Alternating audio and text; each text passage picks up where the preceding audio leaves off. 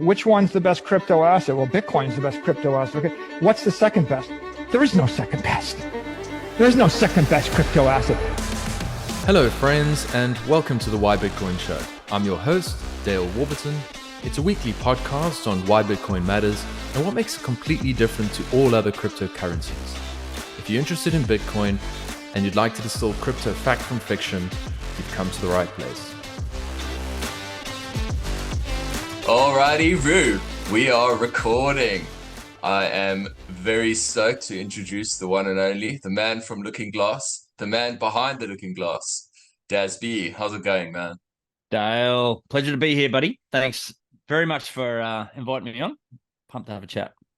Yeah, no, very stoked. We had a little date some time back, but I think between the two of us, we both weren't up for it at the time. But I think post Bush Bash, I said, I really got to talk to this fella, especially since I decided to go watch UFC instead of your talk, which I'm really interested in. But I was like, I'm so sorry. It is like one of my passions next to the Bush and next to Bitcoin. So I was like, I'm sorry, my boys are fighting. I got to watch them. That's all right. I'd choose UFC over me too, mate. Don't worry about it.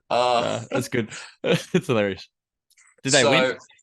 I think, okay, there are some people here who perhaps aren't familiar with your work, your magic, and we've got some folks listening from around the world. I mean, it blows my mind that we have people in Sweden and South Africa and all parts of the world listening. So not everyone is familiar with you and your work. I'd be interested to hear how you describe yourself, and perhaps you can just give us the sort of whistle-stop tour of how you found yourself in the world of Bitcoin. Sweet. Yeah. Thanks for the intro. So yeah, Daz Bea from Looking Glass Education. So I'm part of a educational effort amongst some prominent Bitcoiners such as Sir Greg Foss and Seb Bunney and Dahlia Platt. We're the sort of main sort of team behind Looking Glass. And basically we sort of come together. It was nearly 2 years ago now, just starting to sort of frame up what education needs to look like for wage earners. That's really where we focus our attention, is to try and bring the complexities of the financial world and macroeconomics and all that sort of thing, distill it down into easy to understand language that everyday sort of people who slave their butts off for wages can understand. And obviously Bitcoin plays such a massive role in what we do and what we think. And we've done collectively thousands of hours worth of research into finance and economics and macroeconomics and how markets work and how money works and all these sort of things. So we, the sort of premise was, how do we distill down thousands of hours worth of research into a couple of hours for somebody at home to play along? And that's basically where we focus our time. And we've recently just launched a book called Beers for Bitcoin. Free plug. Thanks for that, Dale. There we go. I've read it though. I was going to mention it, but yeah, I'm glad awesome. you did. Thanks for the support, mate. Appreciate it. And it was basically, the intent of that was to, same sort of concept. Bitcoin can be a complex beast. So we were kind of like, what does somebody who's new to this, who needs to have an understanding of it, what do they need to know? What's enough of the understanding without going deep dive into the technical? So that was the aim for that, is to give you enough of the understanding around the technical without getting too bogged down into the detail around exactly, how this complex beast works. But so that was the intent, and that will be free as a course as well in due course, pardon the pun. But in the next few months, that'll be up on lookingglasseducation.com as well for people to do for free. Brilliant, man. I love it. I actually did read it. And obviously, being a bit of a Bitcoiner myself, a lot of it wasn't news to me, but I like to read as much as I can about it because I always want to be able to steer someone towards something that might resonate. And look, I came at it from more of a finance side of things. So to an extent, some of the stuff was concepts that I had learned and read about for many years. But I think it's a really good primer for someone to get their toes wet. I particularly found a lot of value where you described mining, because there I was weak AF, and it really sort of put the pieces together. Don't ask me to repeat it, but it made sense when I read it. So I really appreciated that. And I think the more books we have that are beginner friendly, the more we are able to just steer people in various directions. Because what I find is not everyone is going to resonate with the same book. Like everyone always says, read the Bitcoin Standard. Not a lot of people are necessarily going to jump straight into that. I think you really want something that is perhaps just that layer below that is more accessible to ordinary people, because if what we want Bitcoin to do and what we think Bitcoin is going to do in the future, I think we're going to need something that's a little bit more accessible and, dare I say, less dry. Not everyone is champing at the bits to read about Mises and von Mises and Austrian economics and all of that jazz. So I found it to be really interesting, and from my perspective would highly recommend it. On the Looking Glass side, that journey must have been really fascinating, because I think I've heard you say elsewhere you had preemptively just got in touch with the likes of Foss and I think James Lavish too. I mean, do you want to tell us just that story about how you actually managed to get in touch with these heavy hitters? Because their DMs don't seem to be open to me, unfortunately. Well, funny enough, Foster's was at the time, so I don't know if he shut it off, but he'll take messages from everyone. He's an incredible human, he really is, and he's a real great networker of bringing people together. That's what I think, Foster's real big strength is. So I started doing a deep. I come from it the same angle as yourself, from a finance perspective. Value investing was my bread and butter. That's what I was teaching myself basically how to do, using the plethora of accessible resources that are available in this day and age, which we're really lucky. And I work as a tradie. I'm an electrician by trade with an engineering background, so I earn good, decent money, and I work amongst other people who make good, decent money, disposable income, and most of those blokes that I work with. So I work in a depot of about 60 blokes, and we typically always working in sort of groups of 4. So you're always sort of having different conversations with different people, and a lot of those guys do invest. They do dabble in stocks, and I wouldn't say bonds, but definitely around stocks, and they've dabbled in cryptocurrency and altcoins and so forth in the past, and shitcoins. So you can call them what they are, Daz. Beautiful. That's good. They are shitcoins. And so I was having a lot of conversations, and I was starting to peel off the layers around macro and how money works and all this sort of thing. And I just found it fascinating. I just went right down that rabbit hole and was just absorbing heaps of content. And I was just chatting to heaps of different guys around how money works and how finance works and how the economies work and interest rates are controlled and how the money printer goes burr and all this sort of thing. And I went, I was having a lot of the same conversations, so I just decided I'd just put it into written form, because I was, I just thought I could reach more people. I could reach my Facebook friends and family and all that sort of thing. So that's really where it started. And then I wrote one on bonds, and I'd never invested in bonds. I knew roughly how bonds worked and had to do a bit more research just to really make sure what I'd put in this article was correct. And I thought, I'll send this to this Foss guy and maybe he'll take the time to read it, which I was blown away. I wasn't expecting a reply, but he read it. And not only did he read it, he said, someone's just recently reached out to me saying that all of this is too complicated. You guys should chat. And that's basically where the birth of Looking Glass came to be.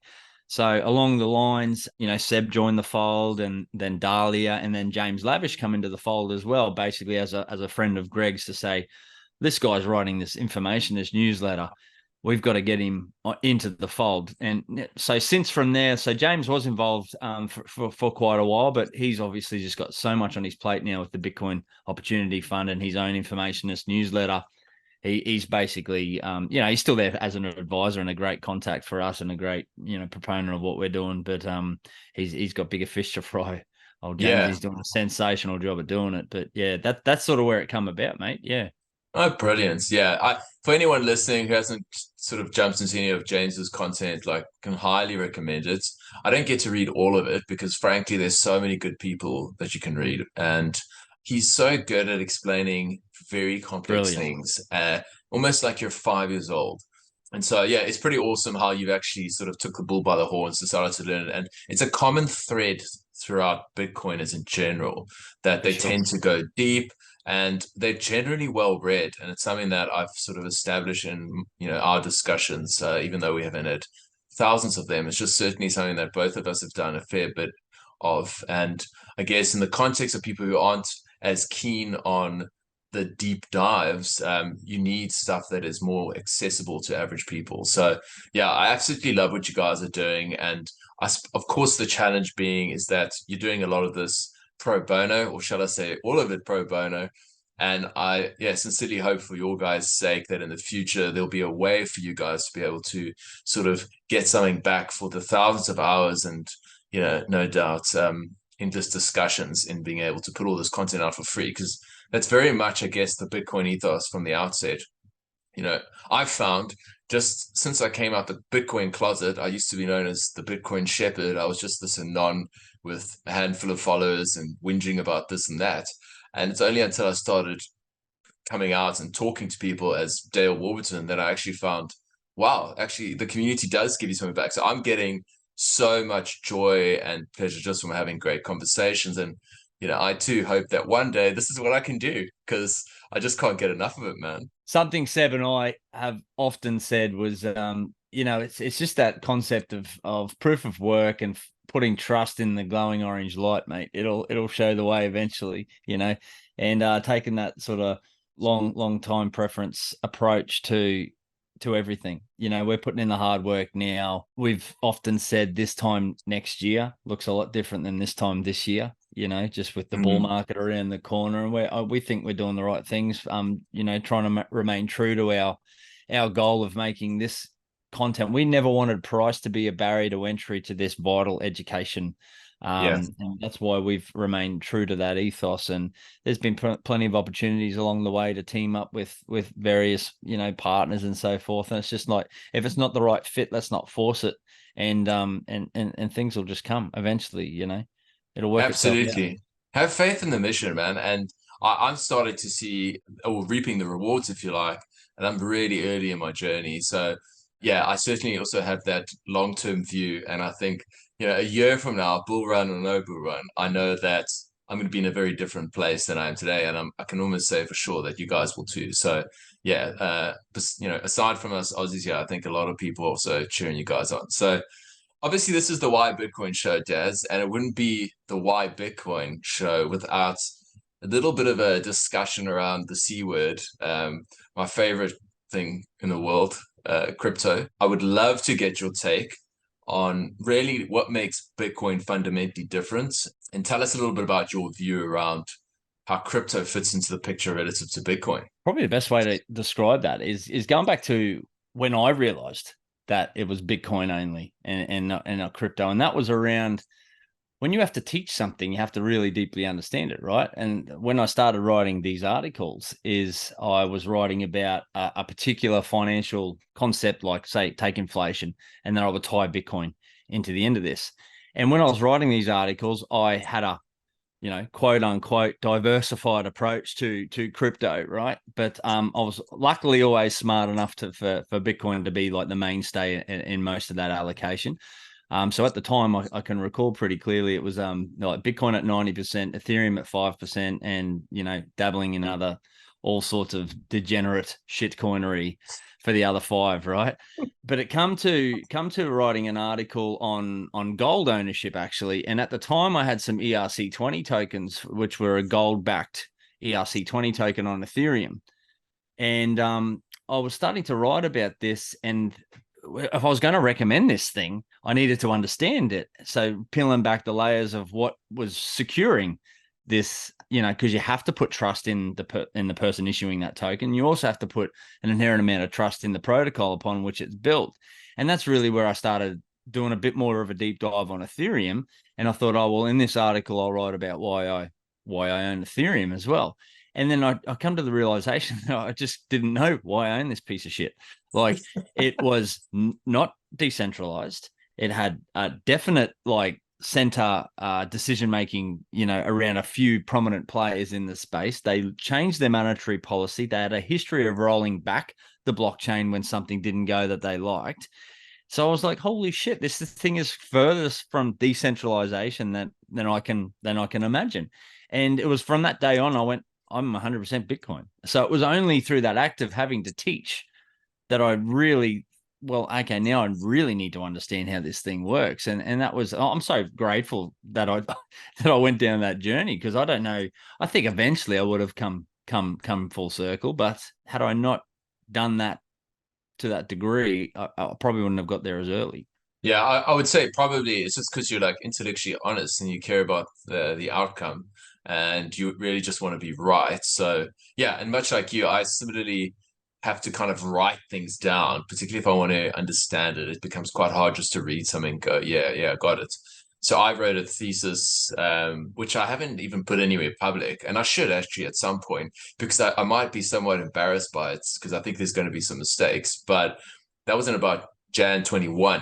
Never went down the shitcoinery route from that perspective until September 21, because that's when I thought, oh man, these things are going to run much harder than Bitcoin. I'll just do what everyone suggests, buy all these shit coins. I think I bought about 7 or 8, Algorand and this weird sports token and a few other things. And, after 4 months, I just was like looking at my portfolio and I was going, what am I doing here? Like, what is this shit? And it's all down. This stuff is supposed to be up.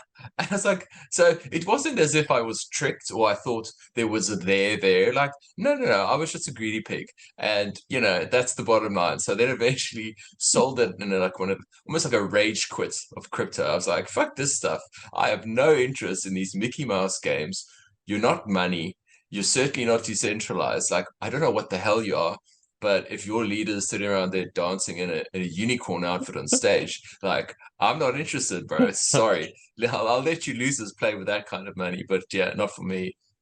I think that's actually a really like reasonable characterization. And like some people go down the path of just hating on shitcoins and they struggle to articulate it. But I think in your case, having done the work, it just it seems as if you've got really strong reasons. And yeah, I mean, perhaps you should just be lucky that you were 90% Bitcoin and only sort of 5% ETH and not some other sort of ratio. Yeah, exactly. And so it wasn't that much to unwind. And truth be told, there's probably a MetaMask account, with some pretty, with a whole heap of shit coins that you can't sell, right? Because the gas fee, I remember I tried to offload all these things and all the gas fees were like, more than the value of the token. So I was like, well, what the hell are these things? And, see you later, Totally. move on. Yeah, no, so, I totally agree. I never even used a MetaMask because I just thought, well, like I couldn't figure out like what wallet you're supposed to use with these shit coins and like, yeah. Are they like the ERC ones and then there's like different types and I'm like, what is this? Yeah, bullshit, man? I don't even know how these guys ride into that, keep track of all that. Because there's so many different protocols and wallets and different things. It's like impossible to keep a hold of. That's why, Bitcoin is the simplest investment monetary good I've ever come across out of everything I've done. That's why I'm such a big proponent, because it puts the ability for people to get ahead back in the power and the hands of those people. Like, it's the easiest thing to understand. You just DCA over a long time, you stack it away for a long term, and it's going to improve in purchasing power. You don't have to go and read about, you don't have to go and read 100 books like, like I tried to do with learning how to value invest. You don't have to read balance sheets and keep up on their bloody filings every quarter, to make sure that they're not going bust. It's just simple. It's just you work hard, you hustle, you save the excess, and you come back, 4 years later and increase in purchasing power. It's simple as. It is simple as, exactly. And something that Wiz said in a recent chat I had with him was nobody that has invested in Bitcoin and remained in it for 4 years has enjoyed a return of less than 100%. And that sort of was eye-opening to me because I never actually realized, that it was that dramatic. I always said nobody's lost money over 4 years, but I didn't realize it was 100%. And then old Sir William of Rotherham decided to code it up in ChatGPT and spin up a website as he's inclined to do. So, and then you can just put in any date you like. I'll put it in the show notes actually, where you can go and literally plug any date in history as long as it's 4 years ago, and you'll be able to see that I think the lowest is about 106 or 113%. So it's really simple.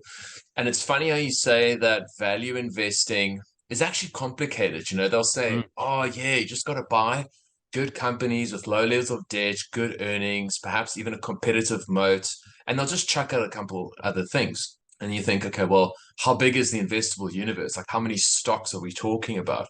And like, how many, fund sheets and how many sort of company filings and quarterly reports and earnings reports and all these different things are you going to have to read? And you're not even going to have an edge because you're going to have to pick a space. You can't know everything about retail, or because there's way too many. So you're going to have to get uber niche. And I'm just in the process of sort of wrapping up this book, which as I'm reading, I'm going like my old fiat brain was going, God damn, there's some really sensible stuff here. There's a guy by his name's William Green, Richer, Wiser, Happier. Mm. He's also on the Investors podcast, the one that Preston Pish runs. And there's all these different approaches to value investing, and some people would just go find the most completely unappreciated stocks in the far-flung corners of the earth, shitty markets like that just nobody wanted to touch. Oh, there's been a coup there. Let's go visit. Let's go and see what's happening. I'm like, that's not accessible. Meanwhile, with Bitcoin, it's just like, do you know what? Focus on what makes you happy, save what you can, and just leave it. Take it into self-custody. It couldn't be simpler. And people tend to overcomplicate the whole investment idea. But if you also take into account Bitcoin's the best performing asset over this year, and I think over I think 3 years or 5 years, and just go back, you think to yourself on a risk-adjusted basis, there probably isn't a better opportunity, at least in our generation, and it couldn't be simpler. So it's like, what a gift that we have as just lowly plebs who don't want to dedicate our whole life to studying company or financials and that sort of jazz. You know what I mean? Absolutely. And it talks to this reinforcing mechanism of passive investing. So, where you even read most of those older value investing books, like the Intelligent Investor, it's a tome. Like if you get through that thing, you're doing well, right? But he basically talks about all these strategies to find the moats, find undervalued companies, blah, blah, blah. But the overarching premise is he's like, but most of the time just buy the market and you'll outperform everyone else. Yeah. So that's the other sort of tragic thing in a way, is that we're now as plebs in your superannuation or your 401k, depending on what part of the world you're in, or even as an approach for yourself for an active investing for yourself. Most of the time, if you can't value a stock, you're going to buy an ETF, and you're going to buy an index ETF like the S&P 500. But what that absolutely guarantees you are doing is in the last sort of 10, 15 years in the least, is making sure you're buying the absolute top of most of the market valuations for these companies in their histories. So every dollar that flows into these ETFs, over 45% of the capital inflows into markets at the moment are passive inflows, which means the money coming in is doing zero price discovery on what price you should be paying for a stock. And most people that you talk to, if they even are picking individual stocks, they'll say, oh, I bought BHP for $46. It's like, oh, that's great. What's it worth? What do you mean, what's it worth? I only bought it for 46 because it was, $48 yesterday. It's got to go back up, right? And it's like, they're not doing any price discovery. They're not doing discount cash flow analysis. They're not looking at what is that company worth per share. Like if you were to go and buy a cafe, you go down the corner shop and you buy your cafe, you're going to want to say, how many cups of coffee do you sell? What are your overheads? How many staff do you have? Like what's your profit per cup? It's a no-brainer. But for some reason, when you go and you look at a stock, nobody thinks twice to actually ask those questions. And that's essentially what you're doing. Yes, granted, it becomes a lot more complicated. And that's the sort of the point again. That's why Bitcoin's so simple. But if that's doesn't interest you, then all you're going to do is buy the ETF, which makes sure that you're paying the top dollar for these valuations, like the highest that Tesla has ever been valued. And if you look back at like the normal investor metrics, like a price to earnings ratio, for example, price to earnings ratio is a loosely based metric that kind of says how many years is it going to take me to get back my investment. So if your PE ratio, Warren Buffett always said, ideally a PE ratio below 15 for an investment. That basically says if you put $1 in today, it's going to take you 15 years to get your dollar back. Tesla, because they're now part of this ETF, part of an S&P 500, their price to earnings ratio is above. The last time I looked, and this might have corrected somewhat, but at some point that was trading well over 1,200 years to get your money back as a price earnings ratio. Unreal. And there's so many valuations like that now in that universe that all you're basically doing with your dumb money is just paying the top tick for this thing. You're never getting value for it. All you're doing is you're buying it in the hope that somebody's going to be willing to buy it later on when you need to cash out of it. Yeah, spot on, man. And the funny thing about, I mean, the earnings today, I look at Lynn's newsletter whenever it comes out, and they do the sort of cyclically adjusted PE ratios, the CAPE ratio. And if you didn't even know what that means, Lynn just goes extremely high or very high. And you're like, okay, suggesting, I think it is about 30. That was like the average. So it's like going to take you 30 years worth of earnings to get your capital back. You also take into account the fact that of the S&P 500, I think there's something like 8 companies that, I'm gonna screw up the numbers, so I won't even go out there. But it's literally the vast majority of performance this year, I think, has been something like 54% of the performance of the S&P 500 this year has been attributed to like 7 stocks. You know, the rest have been averaging at about like 4%. Yeah.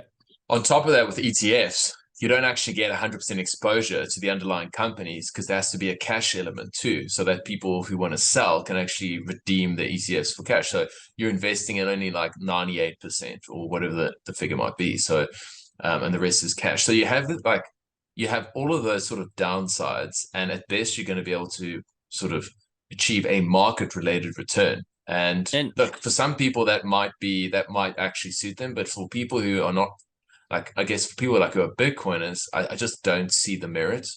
And you know, the other really big red flag that people often don't think about with this as well is if you're not 100% aligned with the way the world is heading, like some of these narratives that are getting pushed down from the top down, you know, around ESG and all these other social agendas that sort of get pushed down from these, you know, and this is, you pull your tinfoil hat out a little bit with this, right? But you are absolutely enabling that through passive inflows, because what happens is it was all our superannuation funds, basically, a lot of them are using these ETFs to get exposure to a wide variety of markets. But what you do is you give them your capital, you get exposure to the price of that share within that vehicle, that investment vehicle, but you're also giving them your voting rights. So we're concentrating all of this power into the handful of a few.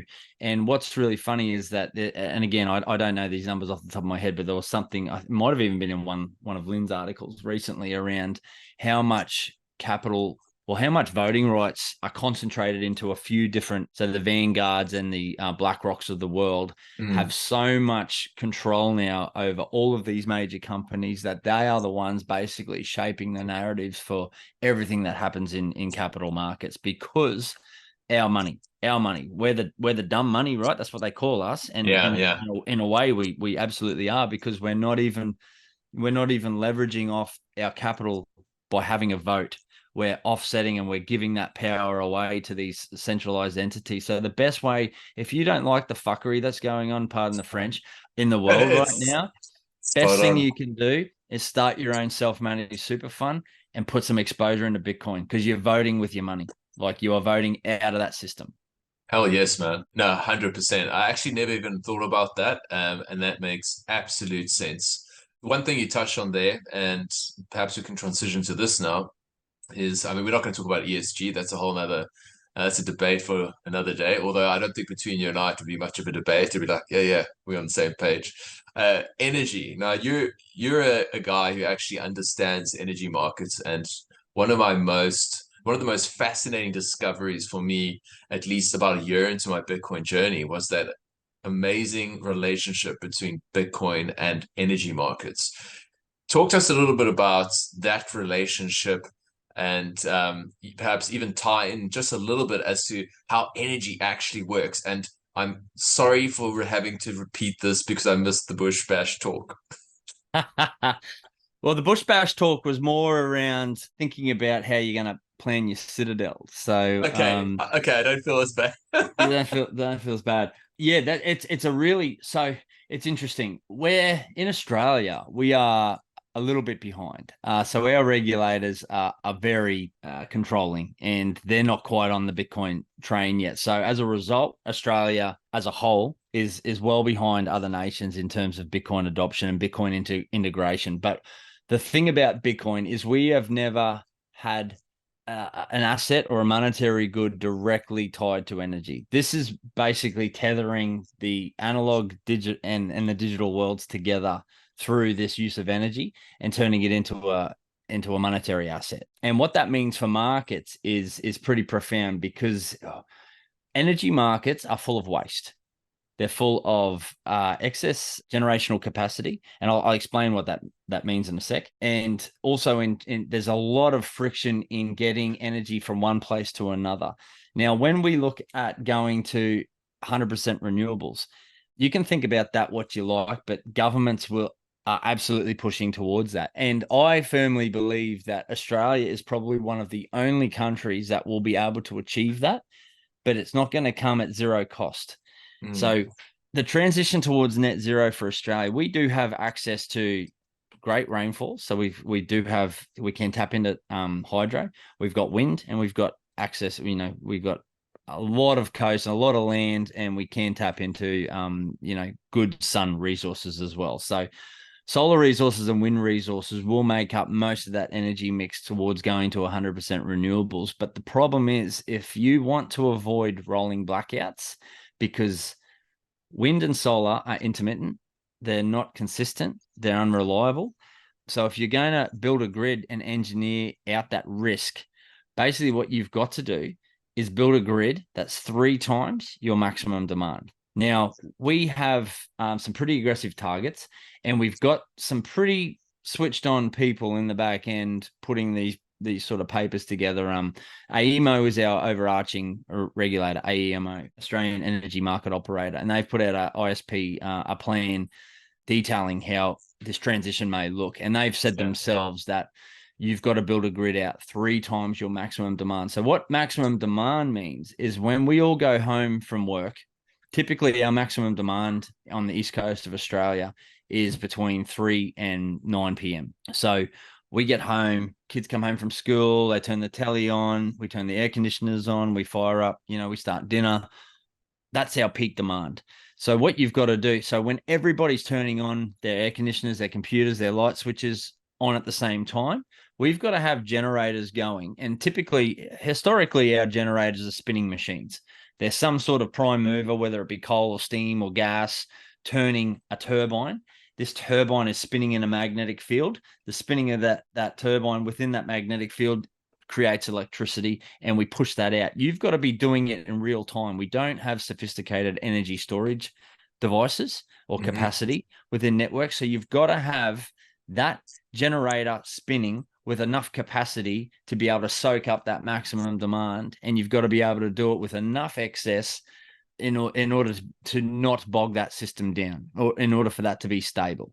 So what that is a really long way of saying is when we go to a renewables transition, wind is 30% efficient at best, and solar is 19% efficient at best. That is why we need a grid that's going to be 3 times the size of our maximum demand.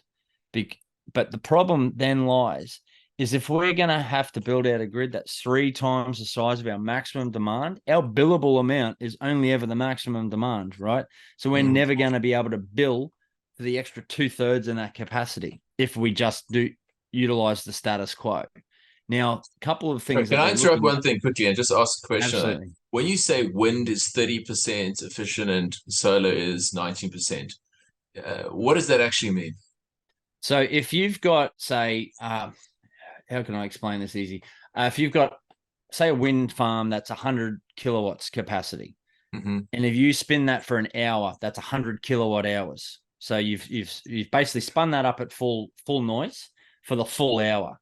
So you extrapolate that out over a full year. They're basically saying if you've got 100 kilowatts, you could bank on it only being able to generate 30 for most of that time, because due to that intermittency of the wind. So if you've got 100 kilowatts, you can bank on it only actually being able to deliver 30 on average across that whole sort of usage time. Does that make sense? Right. Okay. Yeah. Okay. Sorry. And Carry it's the on. same Yeah. with your solar. So your solar is 100 kilowatts, right? But you can only, it's about 6.5 hours a day at best worth of generation. So, you can never get 24/7 out of that. So that's why that's a little bit lower as well. It's because the sun obviously only shines for a portion of the day. Yeah. Okay. Yeah, that makes sense. Okay, perfect. All right. Okay, so then we've got that, and then when people talk about green, and let's just before we jump into the mining side of it, I mean, we've obviously said no to nuclear. Is that largely because of ideological reasons in your mind, or is there actually some Yeah. legitimate reasons? No, well, yes, ideological. I think as a bit of a hang up, but funnily enough, I think that conversation starting to change because nuclear is a very, in my humble opinion, a very viable option for maintaining baseload. So the other really big elephant in the room. This might be get a little bit too technical, so I'll try and explain it as best I can. But one of the issues you have with a grid is your ability to drive fault current, what we call fault current. So basically what that means is when you go and short something out, like you've got an appliance that's faulty, your circuit breaker at your house should trip, yeah? We have that same sort of system at a bigger scale. So we want to make sure that when your appliance breaks, it's your circuit breaker that trips, not the substation back here. But Okay. basically, we are driving fault current to that appliance. And fault current is good. Absolutely good because we make decisions on the network performance based on our ability to observe fault current. So right back at a substation, we'll have, say, I don't want to, get too technically, but say we monitor a feeder and we expect 100 amps on this feeder at a high voltage level at all times. That's our normal load. So anything below 100 amps we know is healthy. If we all of a sudden see 400, we think, oh, that's out of the normal. We want to trip. And that's good. So our ability to drive fault current right back from the source of the generator is very important. It's vital for that health of that system for us to be able to maintain a safe network.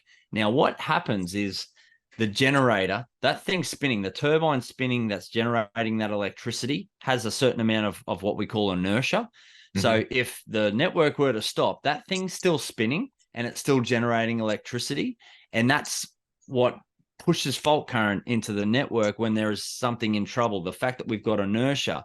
Now, when you take that away and you've only got solar panels, you don't have any inertia and you've got no way to drive fault current anymore. And it's a really, really dangerous situation for the grid when we don't have fault current. So that's another big red flag for going towards 100% renewable because wind doesn't have a lot of inertia because it's generally a really slow turning turbine. Solar has a zero inertia. And that's why nuclear is a great example of being able to supply a baseload supply to the rest of the network that can also provide that inertia to make sure that it's a safe environment. Okay. Yeah, that makes sense. And if you were to look at when people talk about something being renewable, in the context of solar, I'm also often reminded of those mines, images of kids in mines mining for cobalt in Africa. And I can't remember the stats, but there's one or two African nations that provide a significant majority of all the cobalt, which I understand is just an absolute critical aspect of it. So is that typically included when people are talking about the so-called renewableness of it? It's like apparently these panels themselves are not biodegradable.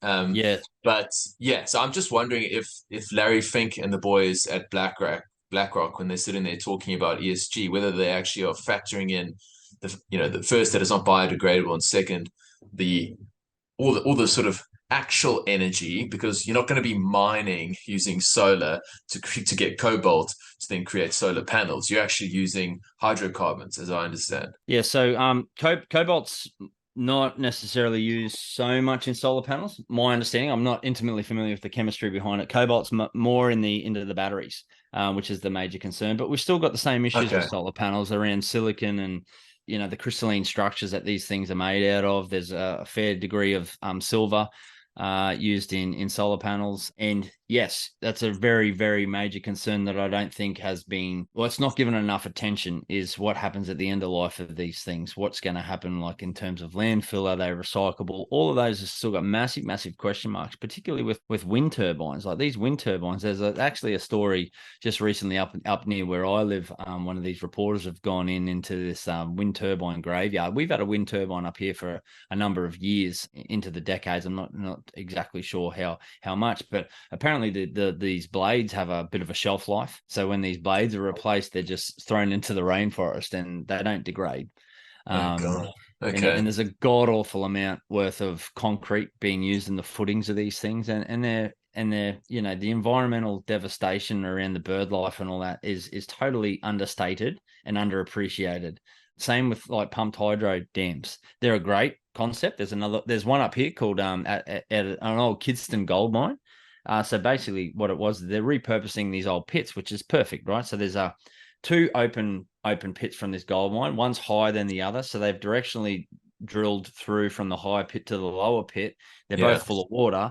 What they do is they use their solar. There's a massive solar farm there. And when the market prices swing favorably, or unfavorably really for export, they, instead of exporting to the grid, they use their solar to pump from the lower dam to the higher dam, and they treat that like a massive battery.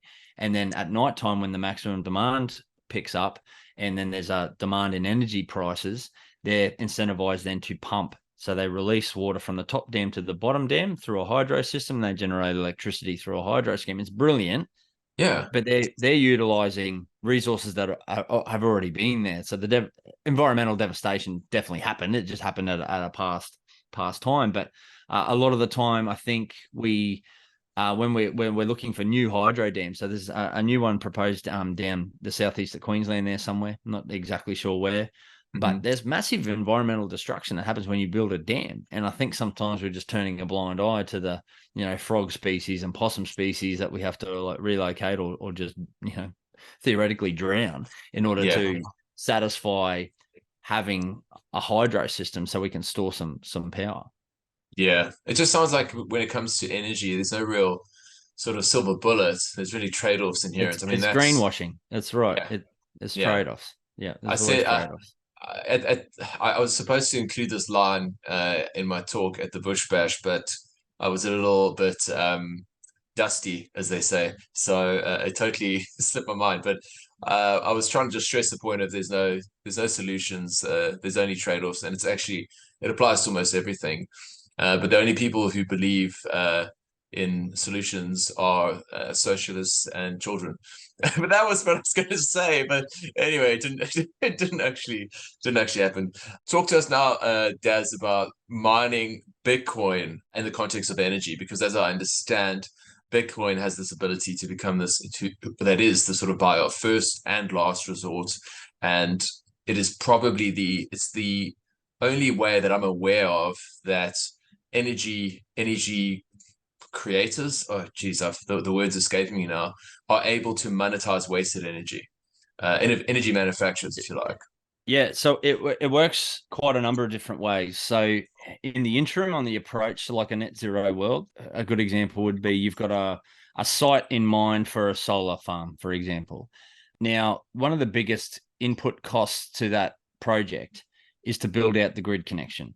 So if there's no grid there, so across the eastern seaboard of Australia, we're one big massive transmission network. So we are connected between Queensland, New South Wales, Victoria, Tasmania, and into South Australia. We're all one big connected transmission network. So typically if you've got some sort of generational facility, whether that's solar, wind, hydro, coal-fired, gas-fired, you're going to want to jump onto the transmission network. So we send power over high voltage because it minimizes your losses when you got to push power from one end of the country to the other over long distances. You do that over the transmission network, which is typically your really big steel towers that you see sort of in the backward boondocks running along your highways and that sort of stuff. So you've got to get onto that transmission network. So one of the massive, if you've got a bit of desert in the middle of nowhere, right, but you got a shitload of sun, that's all well and good. You can go and throw all the solar farms you want out there, but if you've got nowhere to send that power, you've got no customer. So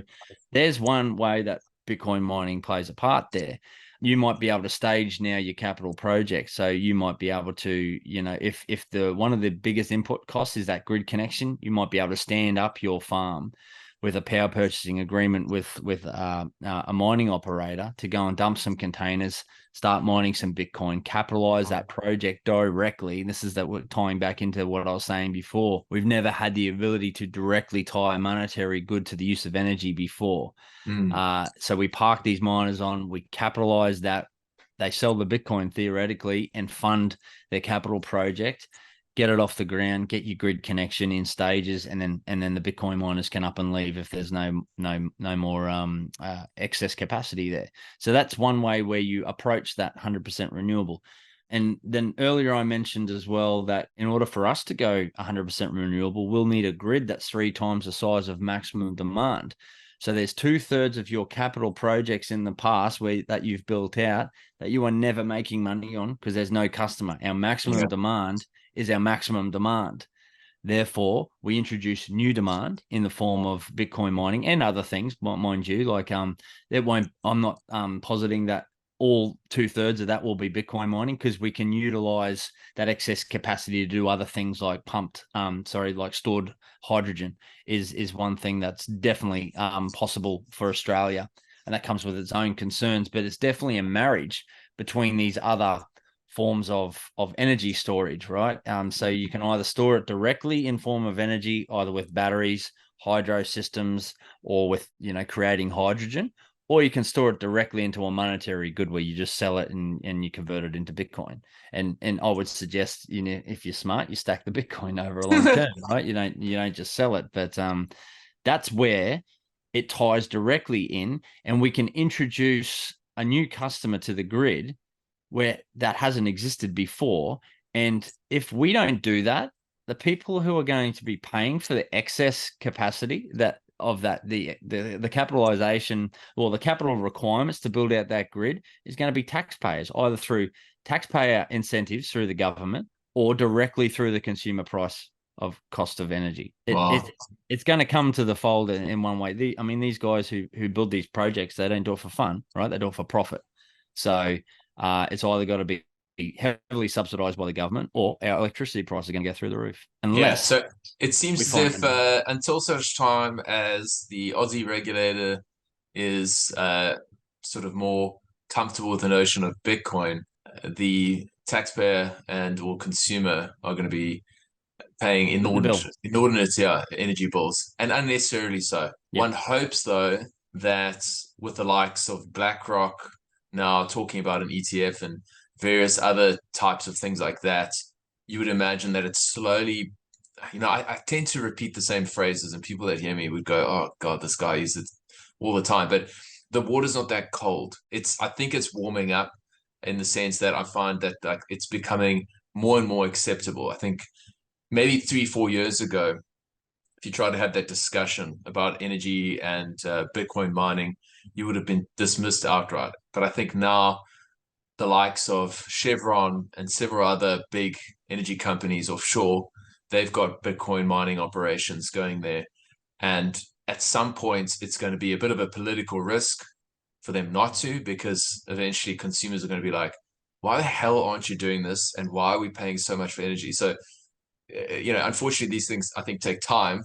And, us Bitcoiners, we've got a long time horizon, so we sort of, I think I know where it's going, but there does still seem to be ideological resistance there, Daz. Yeah, and there's a few reasons I think for that is mainly like Australia being such a vast and widely spread country, we supply electricity a long way and into regions where they're never profitable. So we're government owned. Most of our infrastructure is government owned.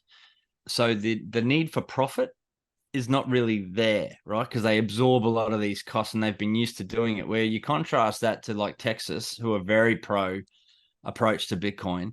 Bitcoin is the best customer that's ever existed for energy markets because we're fully controllable, we're fully portable, and we can be, I'll just expand on that controllable, right? Where we can expand, we can ramp up, we can ramp down within minutes.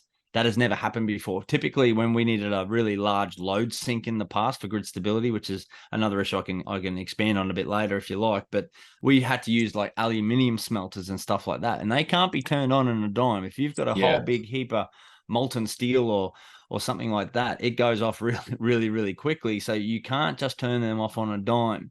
And you contrast that then to like other quote unquote technologies around, data centers and so forth. You can't switch them off on a dime either, because Amazon Web Services, they need to be up and running. Otherwise, people are going to be pissed, right? Same with like, Netflix servers. People are going to be stewing if they can't stream services, where Bitcoin just TikTok's next block. Like, it doesn't matter that we lose 10 meg worth of load in Australia.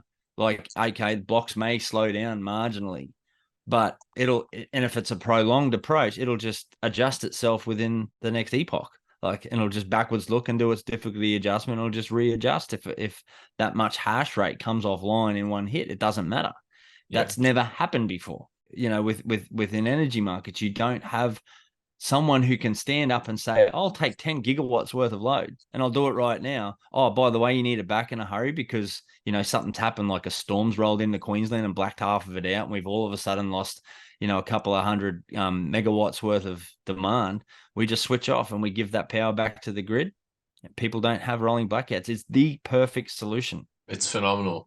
It's only when governments are in control of things and you've sort of stripped out the profit motive that gross inefficiencies just become writ large. That's just the nature of all government led infrastructure.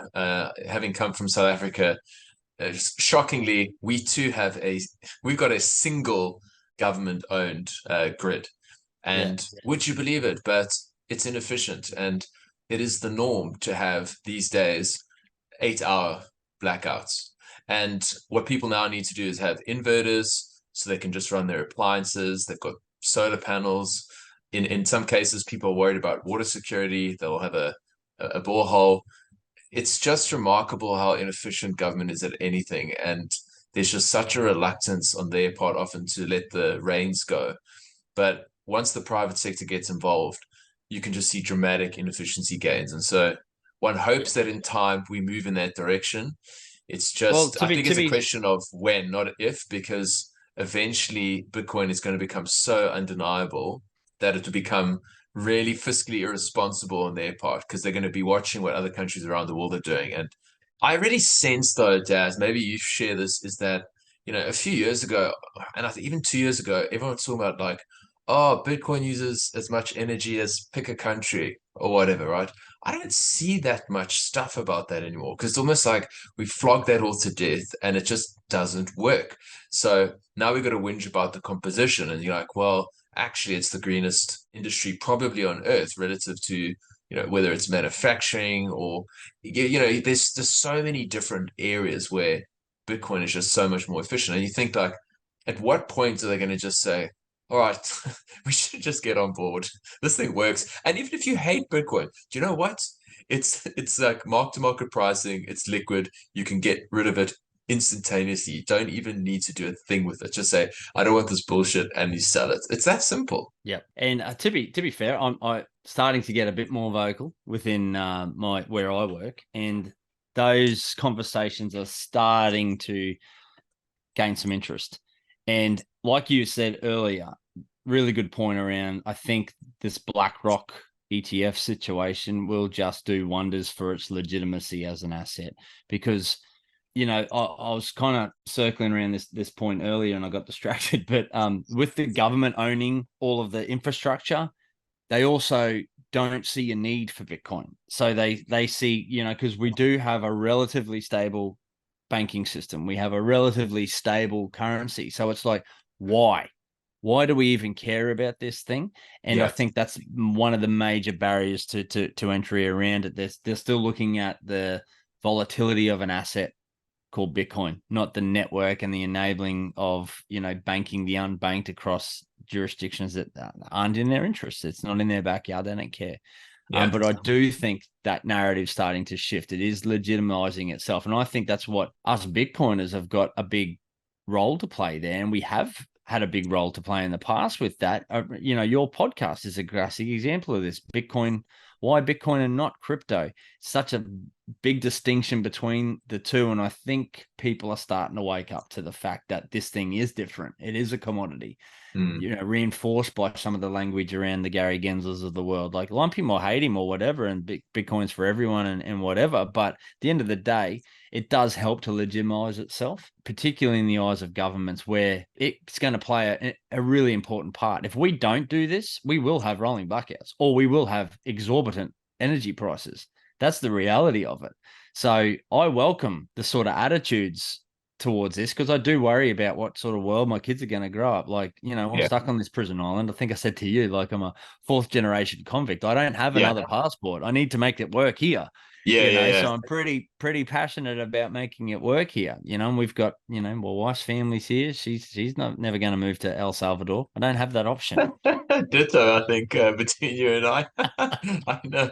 Yeah, I think the interesting thing is like the conversation and the narrative of Bitcoin has shifted quite dramatically within weeks, given that BlackRock has almost endorsed it. I don't think for a minute that he actually, at his core, is a Bitcoin or believes anything like that. But it's just it's the narrative and it's the perception that matters. And the funny thing is, like, there's two things I thought of while you were chatting. The one was, I saw something today that I actually posted, which was the S&P 500 has been more volatile than Bitcoin over the last 6 months. So I think that's something that's a bit interesting, because no wonder I felt like this market's been like really snoozy, because it's just like, okay, it just looks like it's 30 all the time. And the other thing was, I was listening to something that I saw posted by Amber, which was a talk by Seyfuddin, and he was just saying, like, Bitcoin is like financial gunpowder. It doesn't matter, like, you're eventually going to embrace it. Like, you could have been a purist if you were the knight on the back of a horse and going, we don't want this stuff, but eventually it's just like, okay, let's just embrace this, because your enemies are going to use it and you're going to have to use it too. So I feel like that's how it's going to work with Bitcoin. I don't propose that, like, Bitcoin is the oracles or anything, but I do think there's something like of our ability to see into the future, and maybe it's the sort of time horizon too. Like, we're playing, I always say, 5-day test cricket, like, and maybe like we're not even at the end of day one. Like, I'm still playing, like, the crypto bros play sort of like, T20 or anything, something less than that, whereas we've got a long-term time horizon. Talking about the values and that sort of thing on Bitcoin, I want to now shift to the Bitcoin Bush Bash that we just had in Palm Cove, your neck of the woods. Absolutely loved, firstly, the environment, dreamy. I mean, the weather was a little bit subpar, unfortunately. Sorry about that. But I'll do better next year. Yeah, please. But I can say, like, truly, what a dreamy location. Like, knocked it out the park. So I love that. And so thanks so much for organizing that. I tell people who I meet here in Brisbane when I go to the Brizzy meetup, like, it's probably the most fun you'll have with your clothes on. Like, truly, like, you just go from one conversation to the next. Everyone is so open. Like, we're all a bit weird in some way. And it's almost as if we're spread out across this massive country. I mean, you got Pete coming from Perth, which is just like real commitment. But like, it's almost like we live in these little worlds of our own, and then we get together and we just can't stop talking. I mean, and there's just never enough conversation to go on. You literally just one thing to the next. Like, tell us a little bit about your kind of experience in this last Bush Bash, and touch on maybe a little bit about like the culture of Bitcoin and how it's kind of imbued in the Bush Bash. So many things to say, because all of what you said then really resonated with me. So firstly, really lucky and blessed to be able to have it in our backyard. So Yeppoon was where I first met you, actually. Was my first Bush Bash. And then, not all these virgin Bush Bashers can say that they get the next one in their backyard. So must have done something right to whiz. No proof of work needed for you, dude. That's the only thing I'd say. Exactly. So I had to put a good show on, right? Because I was in my backyard. I'm like, well, my proof of work has to be in the performance, Yeah. So magical weekend, mate. Like you say, I think we're the weird kid in your friendship circles, right? The guy who's reel down the Mises rabbit hole and the praxeology and start talking about human action and why people behave the way they do and why the money's corrupt and how money is the root of all of our societal problems. And, you are the weird kid. So it's great when you get together. It's like, here's all the other weird kids. They get together and they've finally got some friends to play with. It's so true. Hey, that's But, exactly. in saying that, I love it because Bitcoin has challenged my thinking. I don't agree with everyone on every issue, but when somebody's really passionate about a certain take, I tend to go, like you said earlier, we're all really well read, or we all really put in the work to understand something. So when you come across in a conversation and you hear someone start to get really passionate about a certain thing, and I don't agree with it, I sit there and I pause and I go, betcha that guy's done more work than me on this. So Yeah. maybe there's something here that I'm not understanding, and I take notes. If it's a subject I'm not interested in, then I just move on, right? But like, I just find it fascinating that you can have really in-depth conversations with really passionate people, Yeah. and that's ultimately what it's about. And it's intellectually stimulating. Not to say that I don't get intellectually stimulated. That's an insult to my friends and family because I absolutely do to some degree. But it's generally, people are tired, man. Like, we're a rare breed. Like, people Yeah. are just overworked, and all they want to do is come home. They're exhausted. The kids are tired.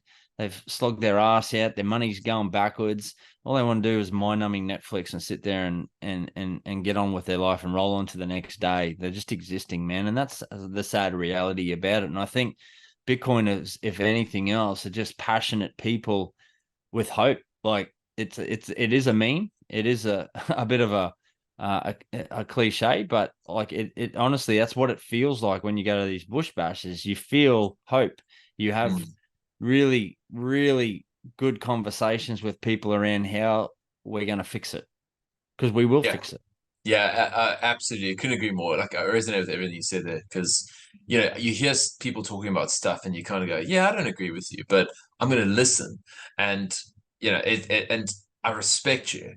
Whereas, dare I say, often hear people say things and I don't feel like it's very well considered and well reasoned or well thought out. And I'll probably dismiss them from the outset, pretty early on. I don't give people much more than like a minute often to judge. Whereas a Bitcoin, I'm probably more inclined to just sit and give them that little extra bit of time because I feel like, as you say, these tend to be people who put in the time. And, you can arrive at very different conclusions. But what I found, generally speaking, is people are receptive to conversations and willing to listen to everyone. And it's almost like quite egalitarian too, which is an interesting dynamic too, in the sense that it's not, like Alex, who did the praxeology chat, he'd be going, like I'd say normally, frankly, I'd dismiss a 29-year-old, and maybe that's a bit stupid, but I'd be like, listen, bro, I've got like a decade on you. But like, I'm like listening to what he's talking about, and he'll be talking. I'll be like, holy shit, this kid is smart. Like, like I wasn't thinking about this stuff when I was 29, and then you hear some of the older fellas talking, and then I certainly tune my ear in big time because I'm like, you got some wisdom. And one of the most interesting conversations I actually had, shout out to Sir William, dare I say, of Rotherham. We're talking about like, the whole Rona episode, and I was just saying like, plan B, etc. Like if ever did a lockdown again, like I want to plan. And he just said like, I just can't see that happening in my lifetime, at least in my lifetime.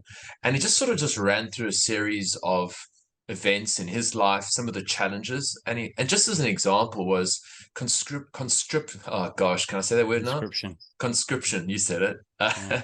You know, forcing the government basically saying, "Here's a gun. I need you to go and kill these people." Why? Yeah, they're bad. They're bad. Okay. Chances are it's probably for oil or some sort of other issue, but they'll tell you whatever reason it is. That's real hell. Like imagine your child having to go to war, and you think about some of the things. So after that conversation, I was going, "Oh, you're so sensible. Can't I just be enraged and passionate?" But it was spot on. It was like, yeah, COVID was shit, and we had to sit indoors for like a couple of years, and we're raging behind our tweeting away, mostly anonymously. But compared to what some people have had to endure historically, it's not that bad. I don't agree with it, but it all just puts things in context. So it's like I listen to it and I go, yeah. And so those are the kinds of conversations I have that leave me going, as Grant Williams would say, at the end, like, That's right. okay, yeah. Things So that make you go, totally. Yeah, I agree. Just full of signal. Like that, ultimately, just a whole weekend full of signal. Great conversation, great people. And like the Bush Bash is great, but I honestly think it's the conversations that you have at the events afterwards over lunch. And that's what Wiz said to me as well. One day we were running a little bit behind and we thought, oh, we'll just have a shorter lunch. But he's like, no, you know what? We're going to have, I think we broke at 12:30 and we were going to come back at 2:00. Because he's like, that's the Bush Bash. It's the lunchtime conversation. It's the camaraderie and the making friendships and all that sort of thing. That's what the Bush Bash really is. Everything else, the presentations, they're great. Don't get me wrong, but that's not what the Bush Bash is about. And I just sat back and went, yeah, that really is what it's about. That's why I'm here. 100%. We've one of the brainchilds of the Bush Bash is almost like a Bush Bash, which is almost like a primal version of it where we go hunting and sit around a campfire. And so one of the dudes I met there, Blake, apparently has a farm and we can go and explore around. And I was just like, whew, wow. And then, we had a Tassie fella come along. The whole thing was epic. And for anyone who hasn't made the mission, you got to go and give it a whirl. I mean, it's a pilgrimage. Like, doesn't matter which one you go to. You don't have to go to them all. You go to whichever one you can make. But it's a pilgrimage every Bitcoiner must make. Yeah, the next one is the 24th to 28th, I believe, in November. And then I'll also just give a quick shout out to anyone who's hanging around in the Southeast Queensland, because I know that's a bit of a mission for you. We're going to be doing a Bush Bash where we'll be doing some camping and Bitcoin weekend of the 18th of August. So if anyone's interested, hit me up. There'll be hikes, there'll be rivers, there'll be chats. I'm absolutely pumped. Last thing I'll leave you with, or maybe you can leave me with this, is how would you say Bitcoin's changed you as a person? In so many different ways, mate. Like, it's made me look at the incentive structures around money, really, and just it touches on everything, whether that's from education to health to everything. So it's left me a better, more rounded, well-prepared person, I think, in many respects. Going down so many rabbit holes around, carnivore diets to health in general, to pharmaceuticals, through to, if you peel back the layers, you find the corruption of money's at the root of most of the fuckery that goes on in this world, and Bitcoin does ultimately fix it. So if anything, it's taught me to trust in learning, not to take anything at face value, and to do the work and verify. And that's something I'll be teaching my kids, and that's something I'll be forever grateful for. Yeah, amen, brother. That's brilliant. I love it. That's exactly what I feel. Question everything and do the work. Just do the work. There's no excuses. Yeah. 100%. Awesome, man. This has been really cool. And I would love it if you did a little bit of a plug.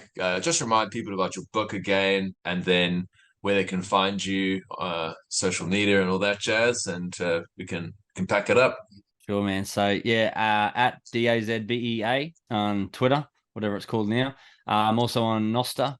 Just look for @Daz, I think. I am on there. www.lookingglasseducation.com for free resources, free content, free courses. And you also see a link in there to Beers for Bitcoin, our book. So that's available for purchase on Amazon. So if you can afford the sats, we'd love the support. We funnel money back into the education with Looking Glass. All those sats will be, hodled and put to good use. I do believe that. Epic, man. Thanks, Daz. It's been a pleasure. Pleasure, Daz. Good on you, buddy. Cheers, mate. Thanks for listening to today's episode. I hope you enjoyed the conversation and that you got some value out of it. Either way, hit me up on Twitter and let me know what you think. My handle is Dale21M. If you've got any suggestions as to people you think I should be talking to or topics I should address too, I would love that sort of feedback. Otherwise, if you want to support the show, there's a couple different ways you can do that. The first is just to share it amongst your friends and family. The more that people hear the message that Bitcoin and crypto are not the same thing, the better. And I want to help people understand that. The second thing you can do is give me a 5-star review on whichever podcast app you're using. Of course, that's only if I deserve it. And last but not least, if you want to stream sats my way via the Fountain app, I'm not going to say no, but it's not expected. Thank you so much for your support thus far. It means the world to me. I appreciate the hell out of you, and the best is yet to come. Much love, friends. I'll see you on the other side.